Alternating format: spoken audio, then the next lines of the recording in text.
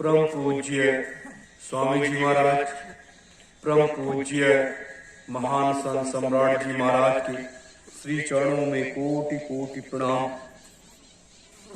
आदि गंगा माता गोमती के श्री चरणों में कोटि कोटि प्रणाम। 88,000 ऋषियों की पावन इस तपोभूमि को कोटि कोटि प्रणाम। सतयुग तीर्थ की इस पावन धरा पर सांध्य बेला में बैठे हुए मेरे गुरु भाई बहनों, माताओं, बड़े बुजुर्गों, बच्चियों, आप सभी को सादर सत्यम जय गुरुदेव। आज हम आप सब इस पवित्र तपोस्थली पर बैठे हुए हैं। आध्यात्मिक ज्ञान की उस धारा में परमपिता परमात्मा से मिलने के उस मार्ग को जानने के लिए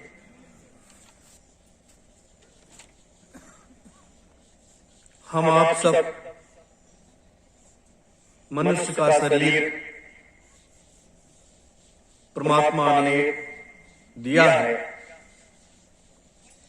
और इस मृतलोक में आकर के अपने गुरु के बताए हुए उस मार्ग पर सुमिरन ध्यान भजन करते हुए और सतलोक तक जाने का एक मार्ग तैयार कर रहे हैं।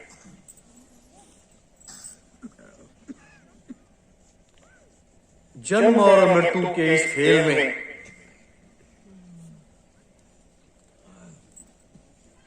जब व्यक्ति मां के गर्भ में आता है, उसकी जीवात्मा परमात्मा से सीधे जुड़ी होती है। लेकिन जब वही बच्चा मां के गर्भ के बाहर आता है, 1 साल के बाद धीरे धीरे सांसारिक व्यवस्थाओं की तरफ जब वो आगे बढ़ता है, माता पिता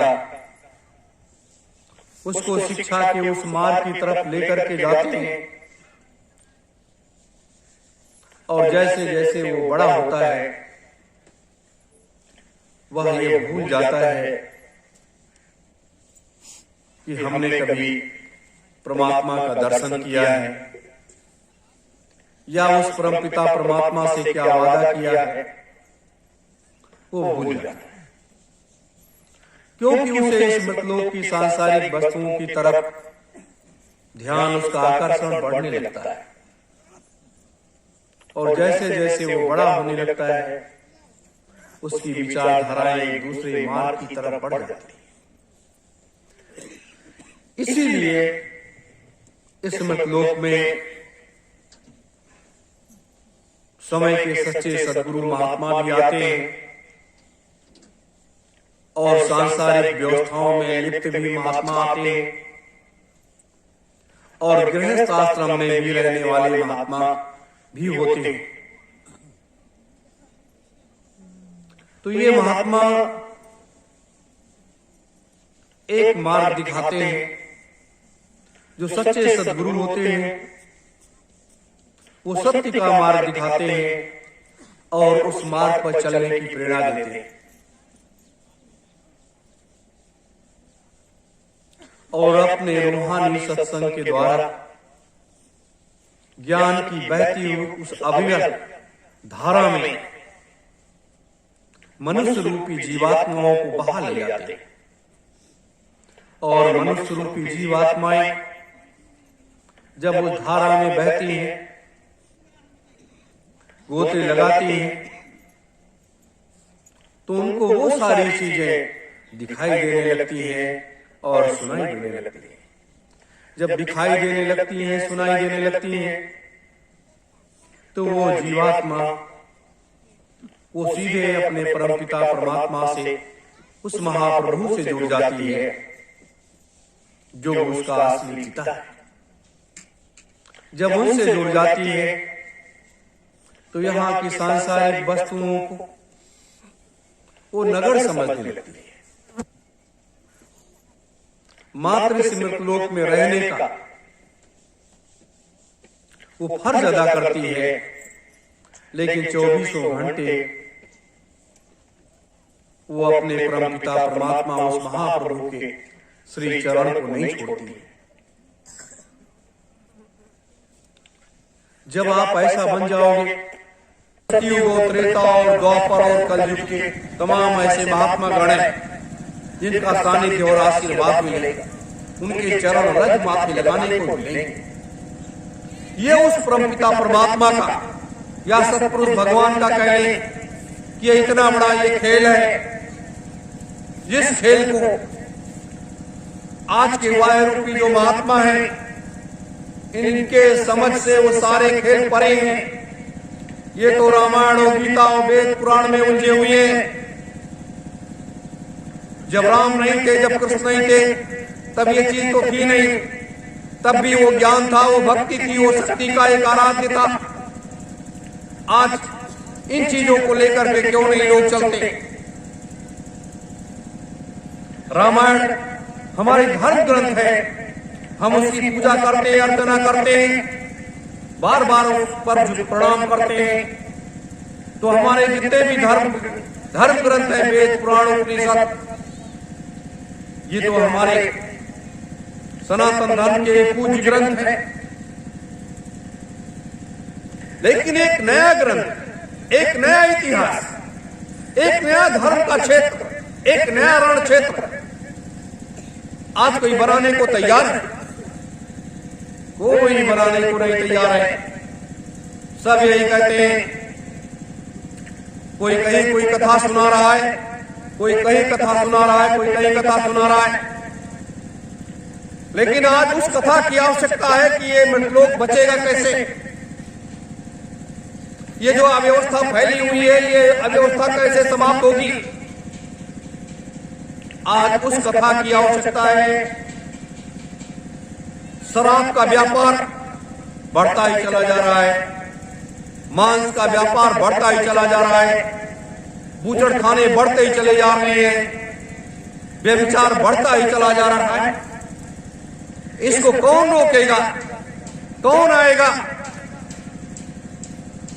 ये तो हमारे धर्मावलंबियों को, सभी धर्मों के, सभी पंथों के, मत मतांतरों के लोगों को इस पर विचार करना चाहिए और इस पर इन सरकारों के सामने ये बात रखनी चाहिए कि आप ये जो काम कर रहे हो, ये सबसे बुरा काम कर रहे हो, इस पर आप तत्काल रोक लगा दो। लेकिन सारे धर्मावलंबी कोई किसी के पीछे, कोई किसी के पीछे लगे हुए हैं। सब लोग अपनी अपनी जेब भरने में लगे हुए हैं। तो इन जेब भरने से तो काम कर चलने वाला नहीं है। इन सारी व्यवस्थाओं को अगर कोई बदलता है, वो सन्यासी ही होता है, वही बदलता है। जंगलों में रहकर के लोग इस काम को करते हैं, इन व्यवस्थाओं को बदलते हैं। क्या कि वो मूर्तियां होती हैं जो इस सारे काम को कर डालती हैं। आप बताइए, जैसे ये पशु, ये गौ माताएं बधी हुई हैं, अगर आप इनको ले जाकर के कहीं किसी बूचड़ खाने में काट दो, तो इन्होंने कौन सा अपराध किया है, कौन सा गलत काम किया है? इनके अंदर तो भी जीवात्मा है। ये भी तो साधन भजन करती हैं। ये मत सोचो कि ये पशु पक्षी साधन भजन नहीं करते हैं। ये भी साधना करते हैं, ये भी भक्ति करते हैं, ये भी परमात्मा को याद करते हैं। इनकी सुप्ता अवस्था की स्थिति नहीं है। इनका ज्ञान, इनके अंदर ज्ञान है, इनके अंदर भी भक्ति है, इनके अंदर भी वैराग्य की भाव है।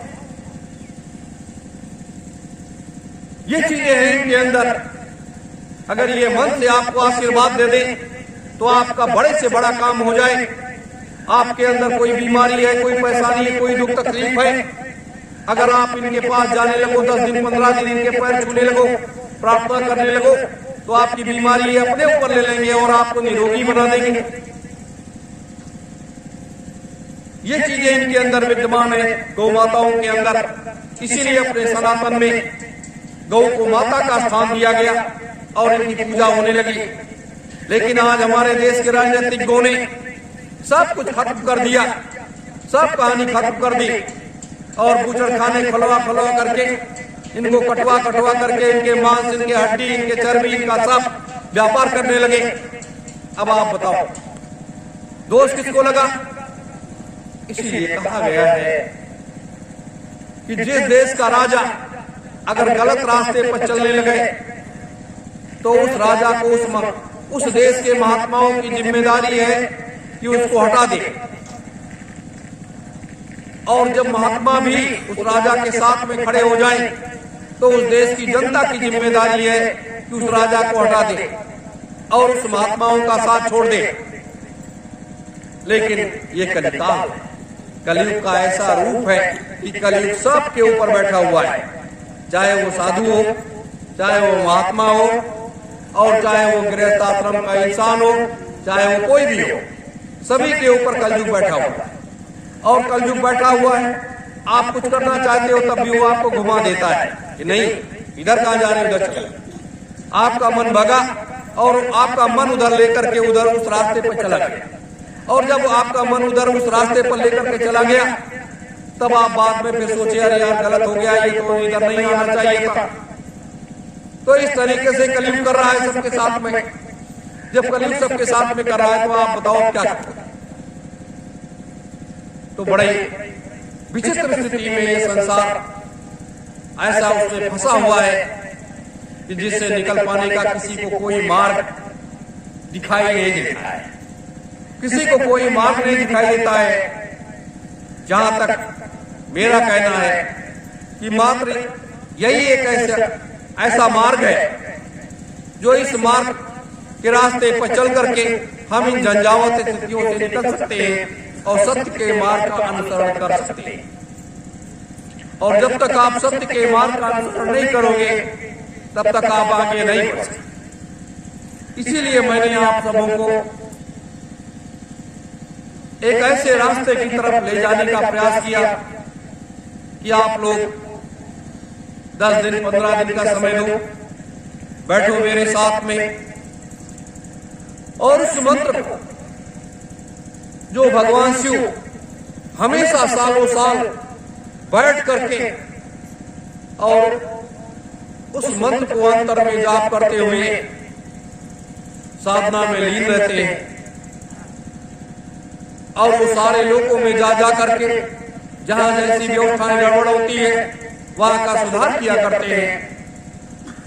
तो क्यों ना आपको भी उस रास्ते पर ले चला जाए और जब आप उस रास्ते पर चलने लगोगे तो आपको सच्चा मार्ग दिखाई देने लगेगा। ये मनुष्य का शरीर धन्य हो जाएगा, धन्य हो जाएगा। इसीलिए मैं बाहर कहता हूं कि जब भी इस आश्रम पर आओ तो जैसे जिसकी क्षमता है थोड़ा बहुत सेवा जरूर करो। यहाँ का अगर एक तिनका आप उठा दोगे तो भी आपको बहुत बड़ा फल मिलेगा, बहुत बड़ा फल मिलेगा। इसलिए कि जितने कदम आप चलते हो इस पर, ये समझ लीजिए कि ऋषियों का आशीर्वाद हमें मिलता है। और सेवा से क्या है कि 88,000 ऋषियों ने पहले ही अपनी सारी शक्तियों को जो समाहित कर दिया, समाहित करने के बाद अपने गुरुदेव ने क्यों कहा कि एक दिन की सेवा एक वर्ष की साधना के बराबर हो जाती है।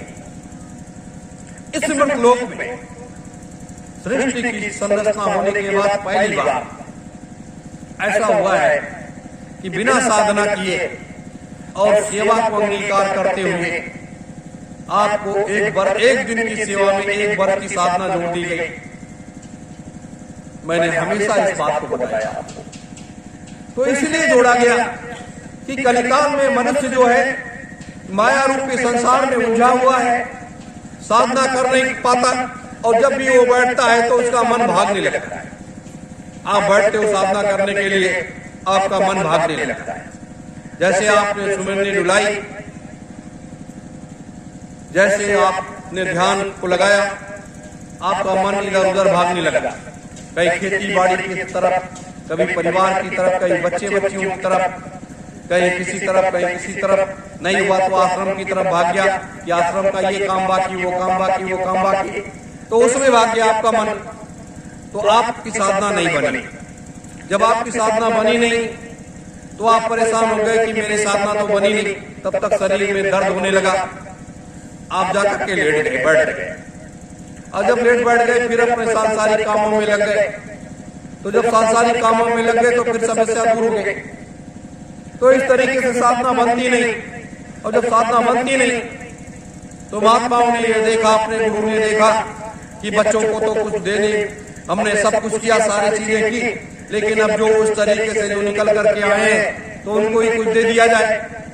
तो उन्होंने ये 88,000 ऋषियों का जो एक बहुत बड़ी शक्ति का संचार है, उसमें से थोड़ा थोड़ा निकालने का प्रयास किया कि इनको दे दिया जाए।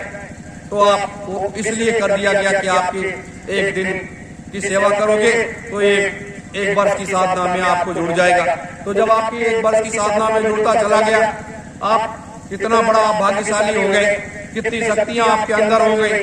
अब उस शक्तियों को जगाने की आवश्यकता। आपके अंदर शक्तियों का अपार भंडार है, लेकिन आप ये नहीं पहचान पा रहे कि हमारे पास शक्ति है कहाँ, क्योंकि ये तो हाड़ मांस का शरीर है, कोई पेड़ पौधा तो है नहीं, या कोई शक्ति पेड़ पौधा तो है नहीं जो आपको दिखाई दे।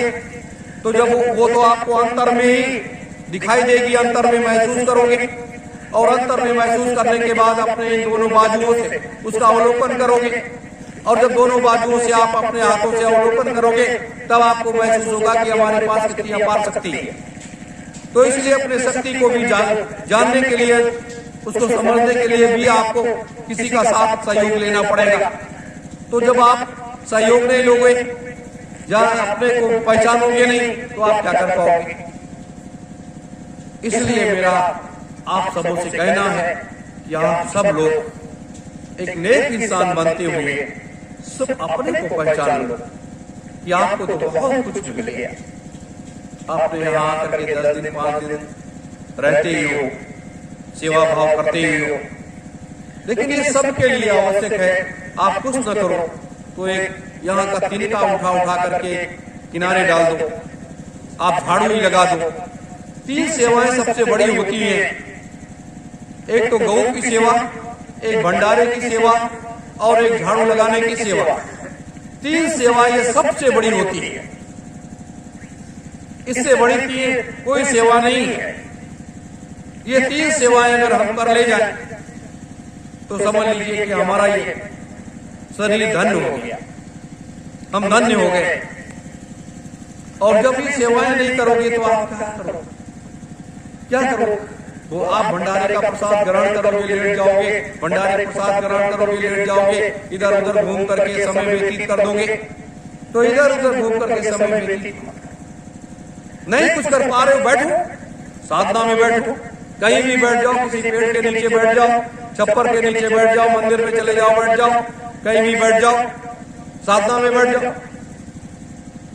चाहे सुमरन ध्यान भजन करो, और चाहे सत्योम जय गुरुदेवाय नमः महामंत्र का जाप करो। फिर देखो फिर आप देखो कि आपको क्या मिलता है, क्या नहीं मिलता है। लेकिन जब तक आप अपने को पहचानोगे नहीं, अपने को जगाओगे नहीं, तब तक आप क्या कर सकते। बहुत बड़ा लक्ष्य है युग परिवर्तन, सतयुग स्थापना, महायज्ञ, ये चौथे महायज्ञ का बहुत बड़ा लक्ष्य है। सतयुग की स्थापना का बड़ा लक्ष्य है, सतयुग की स्थापना का बड़ा लक्ष्य है। और ये वाह रूपी संसार में जो ये व्यवस्थाएं जो चल रही हैं, लोकतंत्र, प्रजातंत्र, ये भी एक, इसको भी समाप्त करना सबसे बड़ा लक्ष्य है। ये भी लक्ष्य है आपका कि जब ये समाप्त नहीं होगा, लोगों का शोषण होगा, लोगों पर अत्याचार होगा, भारत मां चिल्लाएगी, रोएगी, तो आपके हृदय फट जाएंगे। इसको भी बदलने का लक्ष्य है। कि ये जो लोकतंत्र है, ये प्रजातंत्र है, जिसको ये देश के राजनीतिक लोग चला रहे हैं, इसको भी समाप्त कर लें कि इस तरीके से प्रजातंत्र नहीं चलेगा, इस तरीके से लोकतंत्र नहीं चलेगा। अब एक नई शासन व्यवस्था आएगी, एक नया भारत वर्ष बनेगा, एक नई शासन व्यवस्था आएगी, एक नया भारत वर्ष बनेगा। इस परिकल्पना को साकार करने की जरूरत है। वो समय आ गया है जिस समय की प्रतीक्षा करते करते स्वामी जी महाराज ने इतना समय व्यतीत करा दिया, संत सम्राट जी ने इतना समय व्यतीत किया, तमाम जीवात्माएं यहां से संसार छोड़ करके चली गई प्रतीक्षा करते करते। अब वो समय नजदीक आया है, और जब वो समय नजदीक आया है तो आपस में एकता की भावना है। जाति, धर्म, मजहब, संप्रदाय, ये सबसे ऊपर उठो, सबसे ऊपर उठो। हम सब उस परम पिता परमात्मा के संतान हैं, जिसने हमें आपको सबको यहां भेजा है। ये जातियां यही बनी, ये धर्म यही बना, ये पंथ यही बना, ये मत और मतांतर सब यही बने, कहीं अलग नहीं बना, ये सब यही बना, सब यही के लोगों ने बनाया। तो हम सब उस परम पिता परमात्मा के संतान हैं, ये भाव होना चाहिए। हम सब अपने गुरु के बच्चे बच्चियां हैं, ये भाव हर व्यक्ति के अंदर होना चाहिए। ईर्ष्या, द्वेष, छल कपट, ये चीजें नहीं होनी चाहिए, और यही चीजें एक विनाश का कारण बन जाती हैं। आज हमारे देश के राजनीतिज्ञों में यही चीजें उत्पन्न हो गई और ये विनाश का कारण बन गई, और इसीलिए इनका आने वाला समय देखते चले जाइए, सफाया होता चला जाएगा, सफाया होता चला जाएगा। ये बड़ा सुंदर सा देश है, ये मेरे लोग जो है, ये बहुत सुंदर देश है। इसको निरंजन भगवान ने बड़ी बारीकी से, बड़ी मेहनत से सब सारी व्यवस्थाओं का निर्माण किया, सब कुछ तैयार किया, और इस लोग को संतुलन बनाने के लिए सारी व्यवस्थाओं को किया।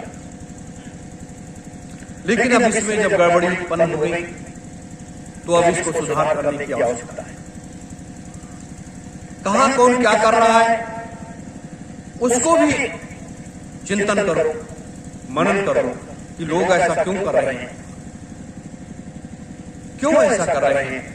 ऐसा नहीं करना चाहिए, और जब ऐसा नहीं करना चाहिए तो हमें सत्य और असत्य का फैसला भी करना चाहिए।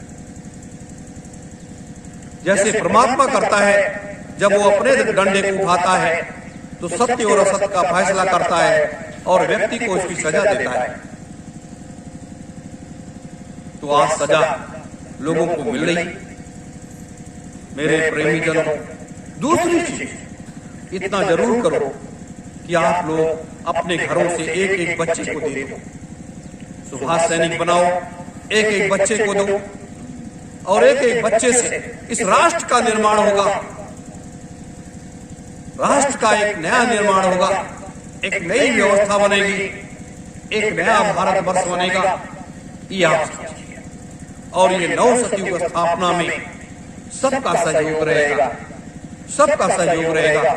इतनी बड़ी व्यवस्था, करोड़ों की अपार भीड़, सारी व्यवस्थाओं को ये सुभाष सैनिक लोग ही इसको रोकेंगे, कंट्रोल करेंगे। सारी व्यवस्था को तो देखना इनका काम है।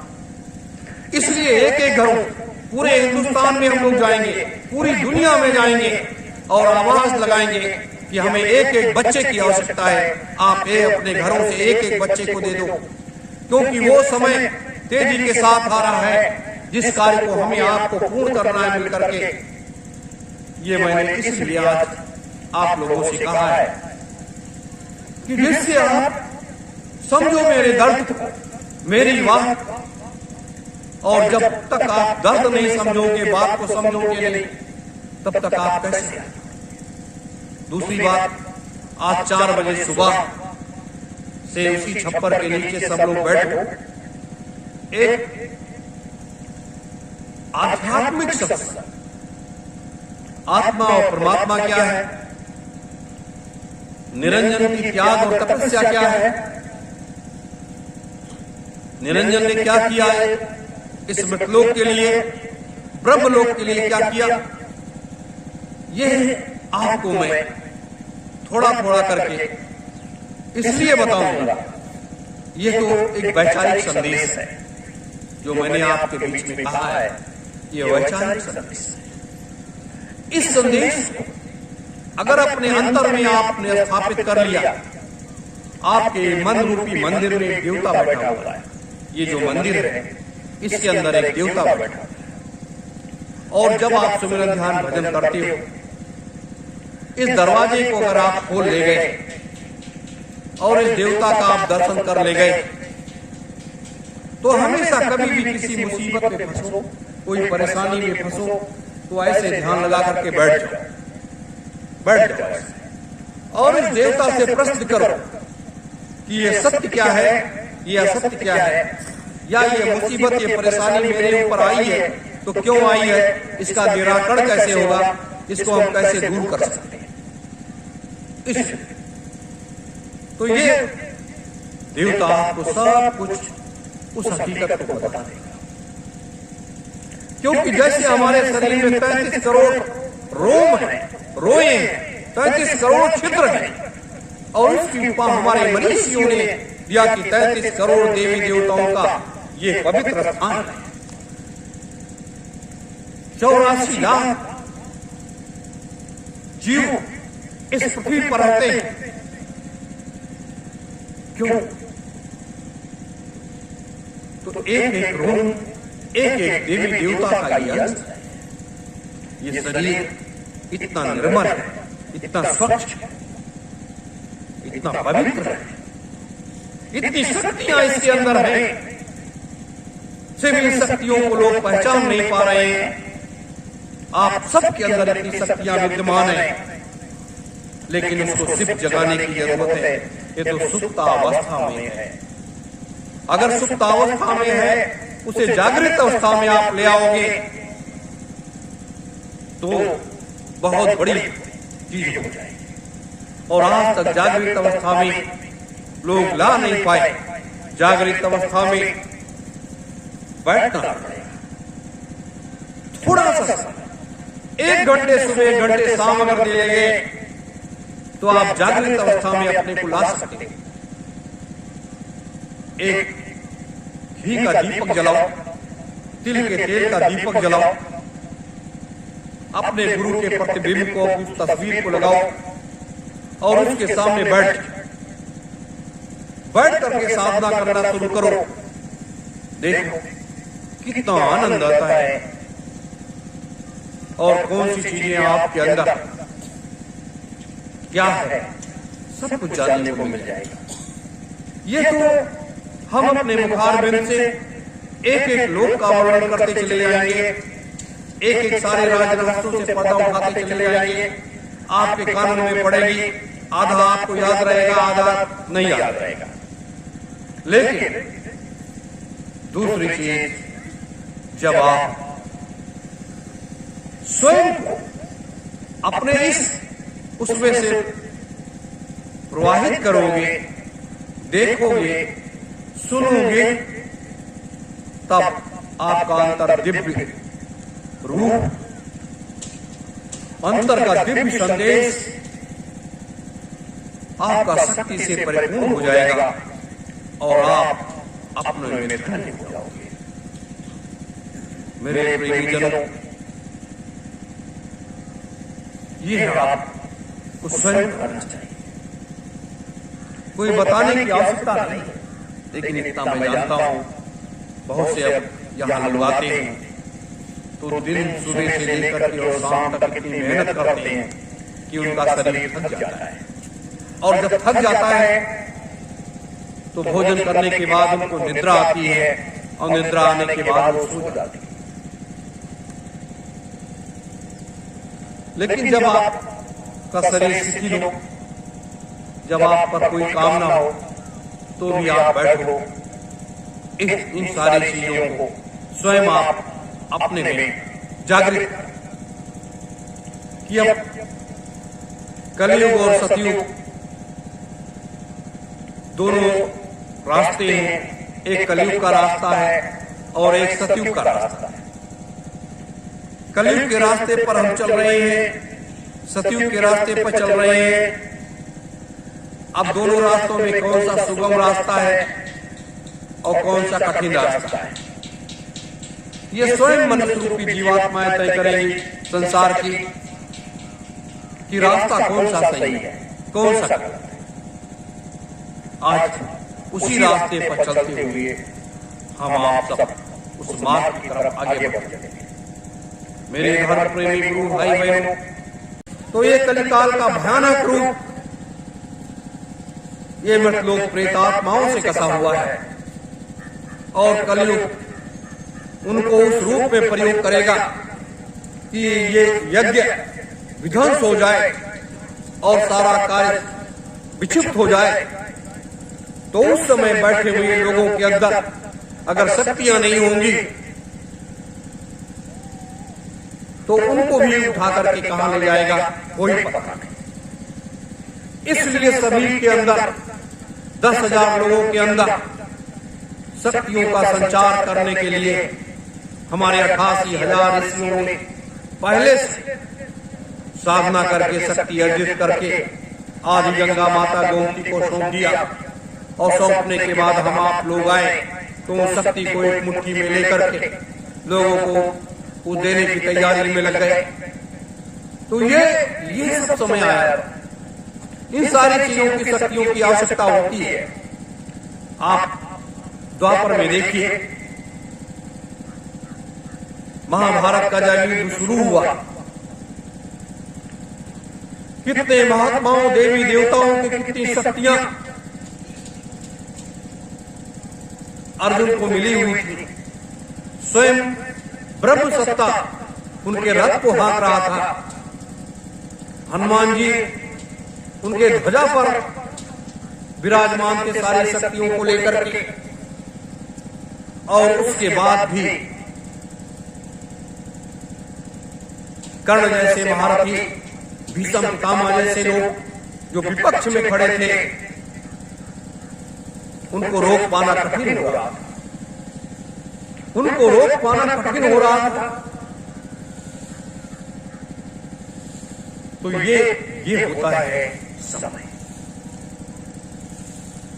तो आज तो घोर कलिकाल है। आज तो घोर कलिकाल है। बिना शक्ति के कोई कितना भी कह ले, बिना शक्ति के आप इस मृतलोक को नहीं जीत सकते हो। आप नवयुग की स्थापना नहीं कर सकते हो, क्योंकि अगर आप शक्ति विहीन हैं तो आप कुछ नहीं कर सकते हो। आप सिर्फ कहते रहिए चले, ये संसार ही छोड़ करके चले जाओगे, कुछ नहीं कर पाओगे। शक्ति की आवश्यकता पड़ती है। जैसे एक रास्ता तैयार हुआ राम को आने का, जब माता अहिल्या के साथ इंद्र ने छल किया और गौतम ऋषि ने जब श्राप दे दिया कि जाओ तुम पत्थर हो जाओ, क्या हुआ? उसके विलाप को सुनकर के महात्माओं के सिंहासन हिल गए, क्योंकि वो भी एक पतिव्रता नारी थी। एक पतिव्रता नारी के आंसू अगर इस पृथ्वी पर गिरने लगे तो ये पृथ्वी ऐसे ऐसे होने लगती है, डगमग डगमग होने लगती है। क्या महात्माओं को भाग करके आना पड़ा। बहुत अनुनय मैंने किया गौतम ऋषि से, लेकिन गौतम ऋषि ने साफ कह दिया, नहीं, जो मैंने कह दिया वो होगा। मैं अपने श्राप को वापस नहीं ले सकता। फिर सभी महात्मागण ब्रह्मा जी के पास गए। ब्रह्मा जी ने कहा कि इसका कोई उपाय मेरे पास नहीं है। ब्रह्मा जी से सभी महात्मा भगवान विष्णु के पास गए, सबने मना कर दिया, मेरे पास कोई उपाय नहीं। फिर ब्रह्मा विष्णु और सभी महात्मागण भगवान शिव के पास पहुंचे, किसका क्या रास्ता निकाला जाए। 1000 वर्ष सतयुग बाकी था ना, 1000 वर्ष सतयुग बाकी था, और उसके बाद द्वापर आता, कृष्ण का जन्म होता, द्वापर के बाद तब त्रेता।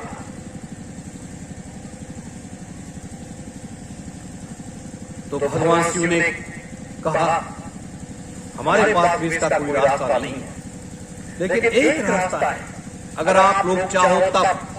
भगवान शिव ने अपनी कोई शक्ति नहीं दी, महात्माओं से कहा कि आप लोग जो मैं उपाय बताता हूं इस तरीके से अपनी शक्ति का प्रयोग करते हुए 1000 वर्ष के लिए सतयुग को ये रोक दीजिए।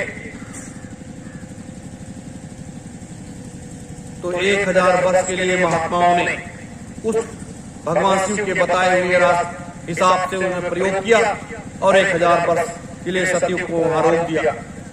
फिर महात्माओं ने कहा कि इससे क्या होगा। अब फिर भगवान शिव ने कहा कि जैसा मैं बताता हूं ऐसा करो, और करने के बाद फिर द्वापर को न ला करके त्रेता को लाया गया, तब भगवान श्री राम का जन्म का रास्ता क्लियर हुआ। तो इस तरीके से महात्माओं की सारी शक्तियां खाली हो गई। जो उस समय मृतलोक पे अच्छे पहुंचे हुए संत थे, तो बिना शक्ति के कोई, तो महात्माओं की उस समय 1000 वर्ष जो सतयुग शेष रह गया था, उसे कलयुग में हिस्सा दिया गया था कि जाओ 5000 वर्ष के बाद तुमको 1000 वर्ष कलयुग में राज करने का मौका मिलेगा। वो 1000 वर्ष स्वामी जी महाराज ने ढिढोरा पीटा कि 1000 वर्ष के लिए सतयुग आएगा, 1000 वर्ष के लिए सतयुग आएगा। और अब जब ये स्थिति आई तो सतयुग के बाद ये हुआ कि अब 3000 वर्ष के लिए सतयुग आएगा। क्यों 2000 वर्ष क्यों बढ़ा? 2000 वर्ष इसलिए बढ़ाया गया कि जब सिद्धाश्रम में जाकर के स्वामी जी महाराज पहुंचे, संत सम्राट जी पहुंचे, तो वहां पर वो सिद्ध पुरुष बैठे हुए थे और उनसे स्वामी जी महाराज ने चर्चा किया। तो उन 3000 महात्माओं ने अपने तपोबल, अपनी शक्ति का प्रयोग करते हुए कहा 3000 वर्ष के लिए सतयुग आएगा। 2000 वर्ष महात्माओं के तपोबल की शक्ति का प्रयोग किया गया कि तो 3000 वर्ष के लिए सतयुग की स्थापना इस कलयुग में लाने का प्रयास किया गया। तो ये बिना शक्ति के, बिना तपोबल के कुछ नहीं होता है। सोचिए, एक माता अहिल्या को उससे मुक्ति दिलाने के लिए युग को बदल दिया गया, सारी व्यवस्थाएं कर दी गई, महात्माओं ने सारे तपोबल को लगा दिया। तो आज 88,000 ऋषियों की इस सारी शक्ति का प्रयोग आप आसान समझते, इसीलिए 88,000 ऋषियों को तैयार किया गया कि भगवान शिव ने तैयार किया। 88,000 घरों से ला करके लोगों को इस अरण्य जंगल में बैठा दिया गया और बैठाल करके उनको 72 वर्ष के लिए कठोर तप किया। कठोर तप करने के बाद जब वो परमात्मा प्रसन्न हुआ, प्रसन्न होने के बाद जब परमात्मा ने कहा, है ऋषिगणों आपको क्या चाहिए? ऋषियों ने एक स्वर से कहा कि हे प्रभु, हम ये चाहते हैं कि जब आप इस कलिकाल में अवतार लें तो एक ऐसा महायज्ञ करें जो भूते न भविष्यते, जो न किसी युग में हुआ है और न आगे कभी होगा। परमात्मा ने तथास्तु कह दिया और वह